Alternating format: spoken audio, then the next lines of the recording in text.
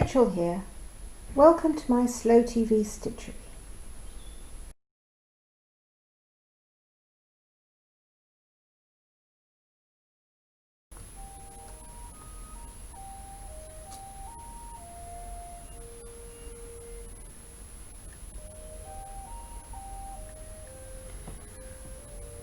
Well, good morning everybody.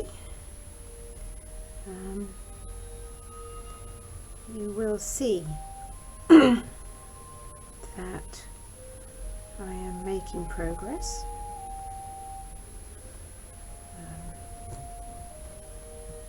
Mostly.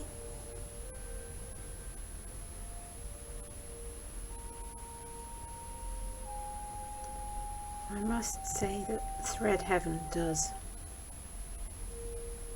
calm the threads quite usefully.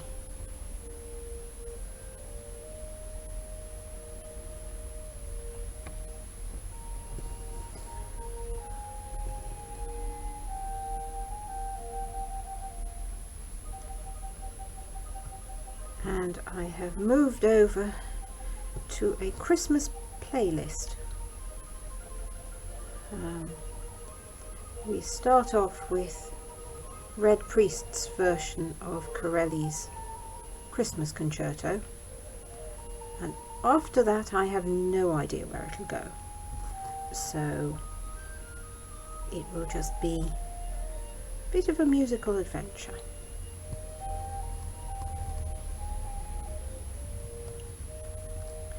I think I said last time that I haven't been able to find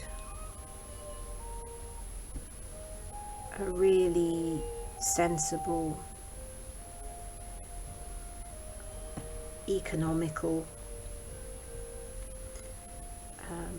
efficient way to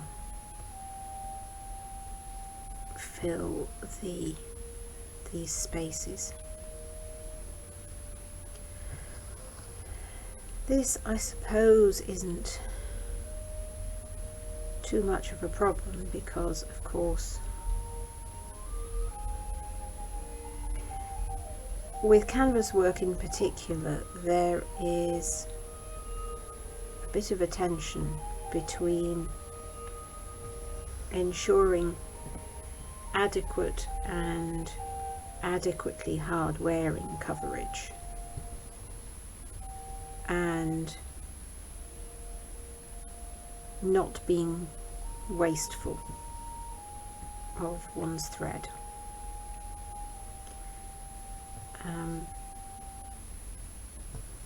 Because the most economical way of doing a canvas work stitch is more often than not only not the most hard wearing, it's almost certain to be the least hard wearing and the least even in appearance. However, this is not going to be knelt on or sat on. It wouldn't be very comfortable.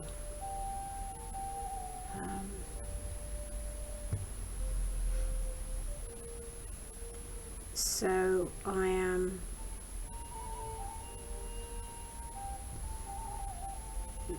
really left with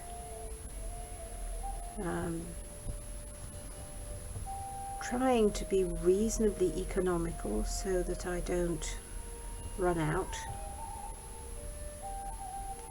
and ensuring that there is enough on the back to help me finish off the threads,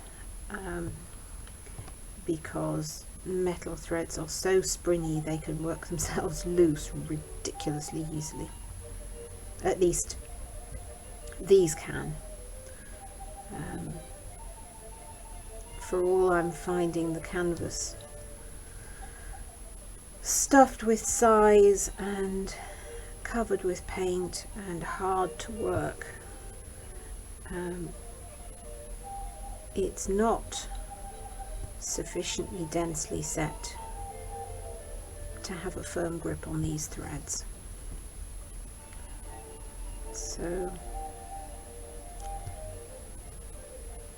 a few adjustments to make.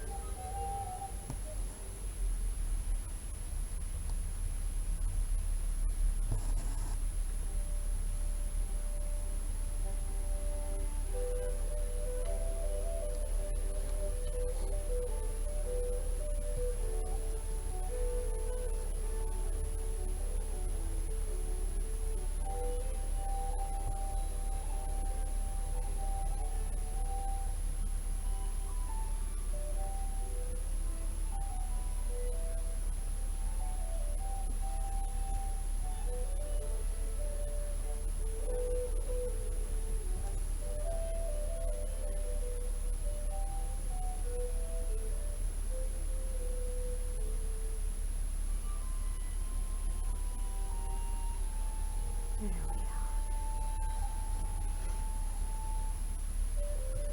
are. And I've finished Queens of the Conquest now, and been rather entertained to discover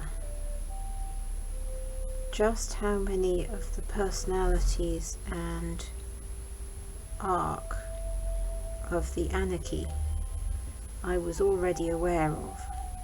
Not from history lessons, which didn't cover it at all, but from reading the Brother Cadfael books by Ellis Peters,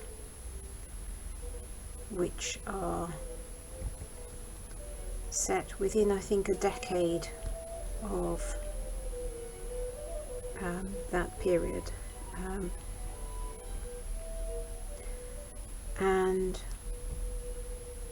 in the background of the detective story, there is usually something relating to the larger political life of the country. So I was reading the last couple of chapters, and every time something was mentioned, it resonated because of those books, and it just brought home to me how much one can learn from what I think Josephine Tay once referred to as respectable historical fiction. Historical fiction written by someone who's taken some trouble with their research into the period in general.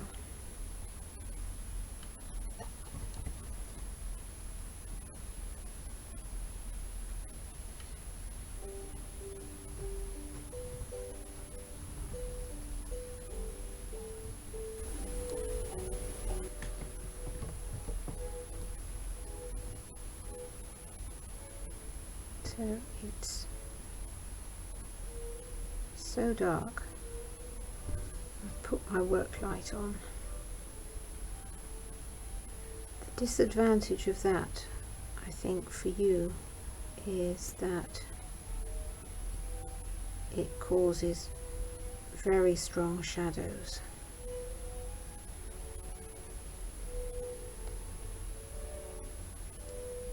So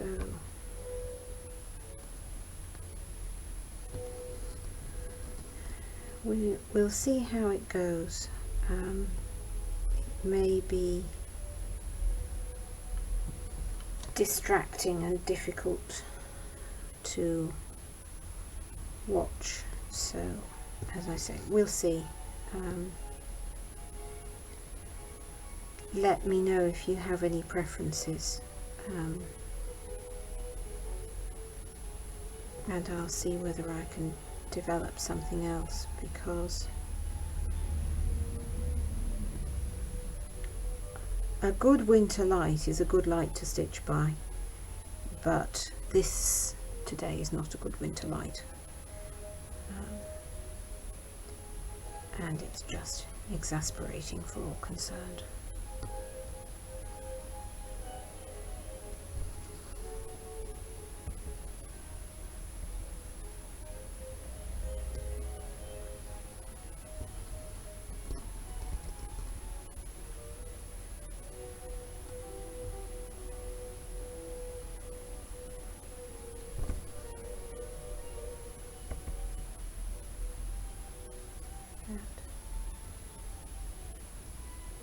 Be nice if I could straighten that out.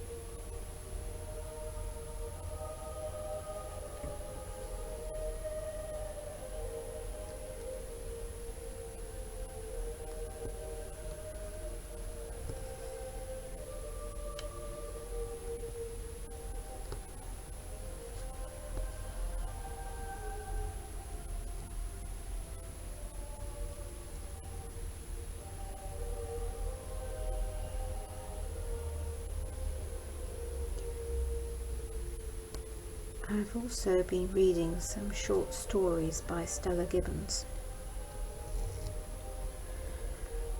who's the one who wrote Cold Comfort Farm, which was of course a howling success and is still very popular.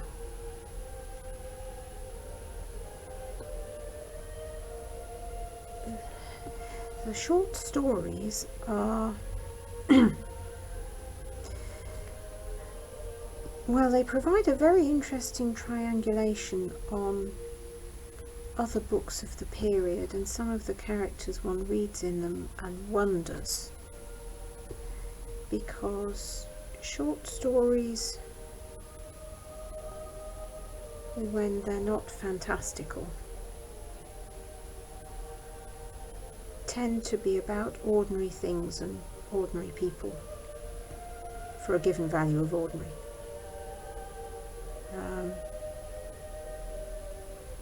And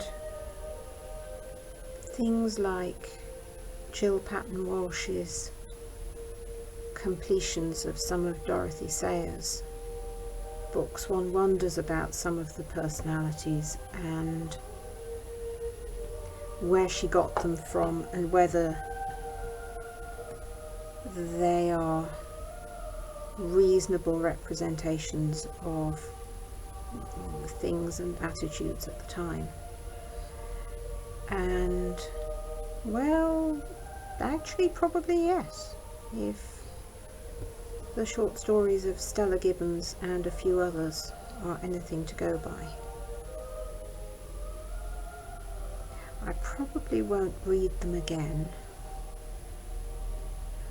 I do occasionally read short stories, and that reminds me that I'm really not that keen on short form fiction. So yeah, it was interesting to read them. It was particularly interesting to read other things written by the writer of Cold Comfort Farm, but not on my list of discoveries of the year.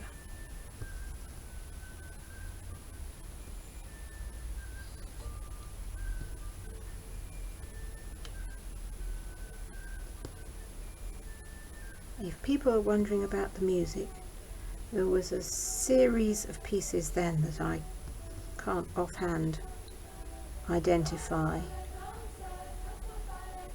but this, I think, this is the Medieval Babes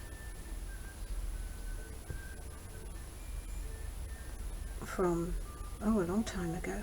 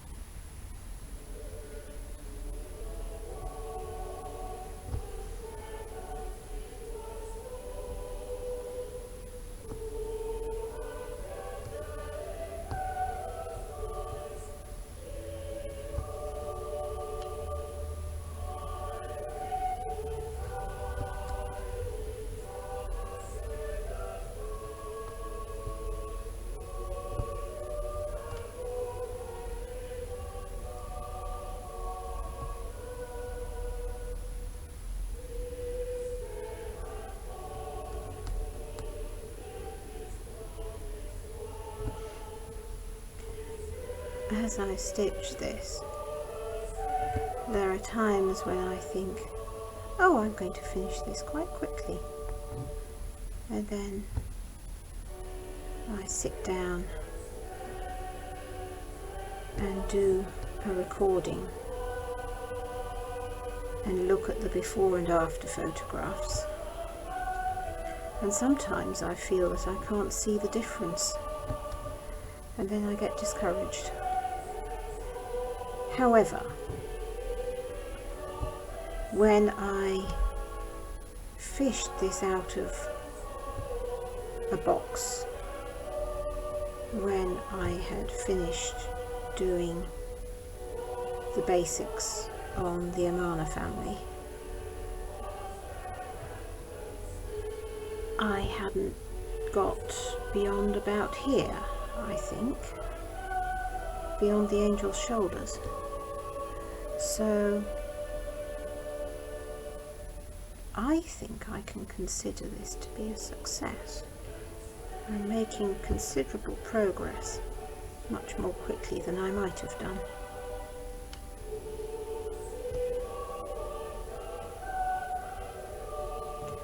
Although that said, I have also just spotted some amber stitching miles away from anywhere else, which I need to fill in.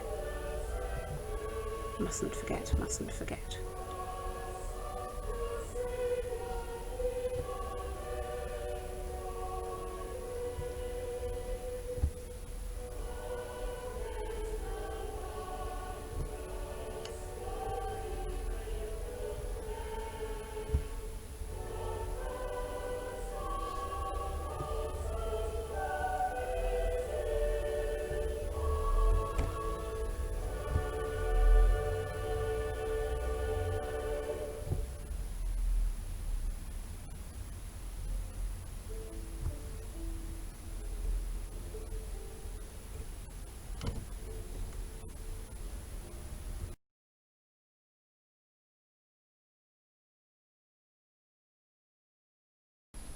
That's all for this session. I hope you enjoyed following along. Happy stitching!